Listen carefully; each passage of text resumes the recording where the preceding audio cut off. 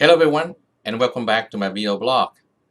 From my last video about the Assembly Bill 1482 California rent control, it has generated a lot of interest and a lot of text call and phone call actually asking for more question and more clarification. So what I'm going to say today is coming from a few questions I have answered to those phone call and text.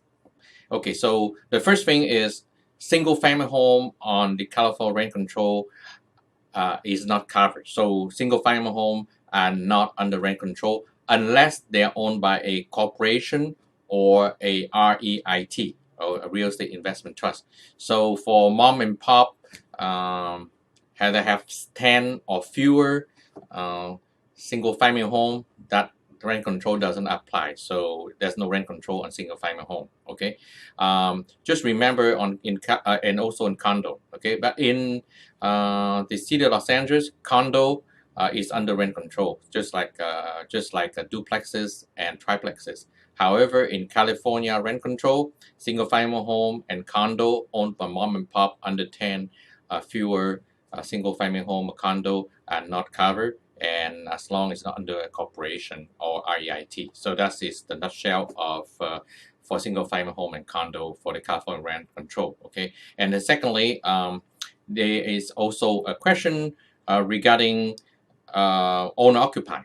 Okay, so under the California rent control law, okay, if you have a duplex, you live in one, and the back is rented out to a tenant, that unit is not under rent control. It's considered just like a single family home. Okay, so that's the two good thing that I wanted to mention to you. And a lot of people say, wow, with the rent control, we should look somewhere else to invest. I can tell you a little bit, based on a survey between 2001 and 2018, the average rent increase in California is only 2.5%. So as you know, maybe you have talked to some of your friends, some colleague, in the business. Some people have not raised the rent for 2-3 years, and they raise 5%. So if you average out, yeah, it's 2.5%. So what is the effect of that? Cap. I think that will speed up a lot of that start in November. That you think about probably increasing only 5%. You might increase to 8.5%, 9%. Between now and the end of the year. So you will go to the maximum allowable by the law. Okay. A lot of you, I think, they will do, let's say it's currently 1,500. You think about, increasing to 1,550, which is, like a 3.5%.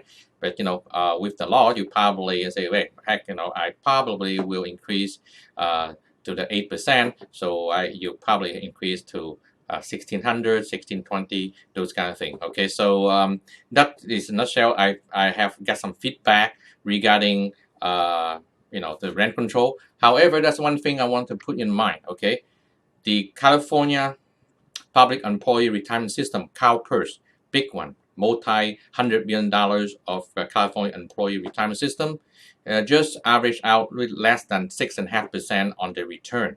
Okay, so for them to really cover all the benefits for the retirees, they have to get a 7.5% annual return. So if you can get 8.5%, you are ahead of CalPERS in that regard. So it's just not bad. Okay, so look at on the positive side. On a retirement system, they need 7.5% to cover the benefits. If you have 8.5%, for the future, foreseeable future, you will be in good shape. And then just for inflation wise, also between 2001 and 2018, the average inflation in California is also 2.5%. Okay, so you look at, you pretty much have 5% plus 2.5%.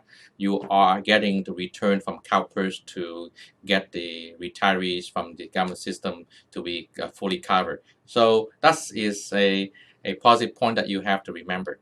Okay, so until then, I welcome more of your feedback regarding California rent control as well as California investment, in particular in the Southern California. And until then, stay safe, stay happy. Thank you.